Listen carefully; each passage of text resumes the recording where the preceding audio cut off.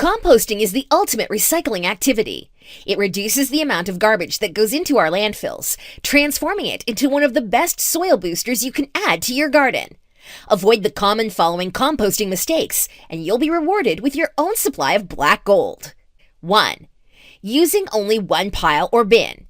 It's always best to have at least 2 piles or a double chamber bin, so while your first batch is maturing, you can add new waste material to the second bin, chamber, or pile. You may even want to go for 3. One that is ready to use, one that is in the process of decomposing, and one to which you're still adding fresh wastes. Sometimes the top of a pile is slower to decompose. So if this happens, you can move the top layer to the working pile and use the compost below in the garden. 2. Incorrect balance of browns and greens. A mistake that many beginning composters make is not getting the right balance of brown and green plant matter.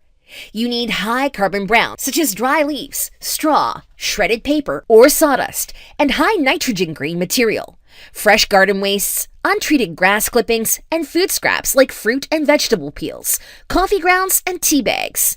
The rule of thumb is to combine 3 parts brown to 1 part green.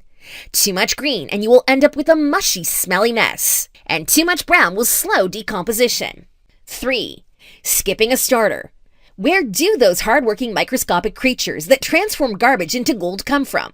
Some are already on the materials you're composting, but it can take a little while for their populations to build up in a new pile enough to really get decomposition going. One option to jumpstart things is to buy a compost starter, or you can simply add a scoop or 2 of soil from your garden or some compost from a previous batch, both of which are loaded with the microbes you need. 4. Using too little or too much water. Some moisture is necessary for decomposition to happen. You'll know things are just right when your pile feels warm and smells earthy. But if the pile gets too wet, there won't be enough oxygen for the microbes to complete their work. It's usually obvious when this happens because your pile will be a smelly, soggy mess. If you have this problem, mix in more dry fallen leaves, straw, or shredded paper. But if your pile seems to be mostly dry, add water, a little at a time, and mix it in until the materials are damp throughout. 5. Leaving your compost pile open. If you have a large property where you can locate your compost pile a distance from the house and mostly out of sight, you could get by without a lid or other covering. But if your home is closer to your neighbors, covers are not only a good idea for aesthetic reasons, they also may be a municipal requirement in some suburban and urban areas.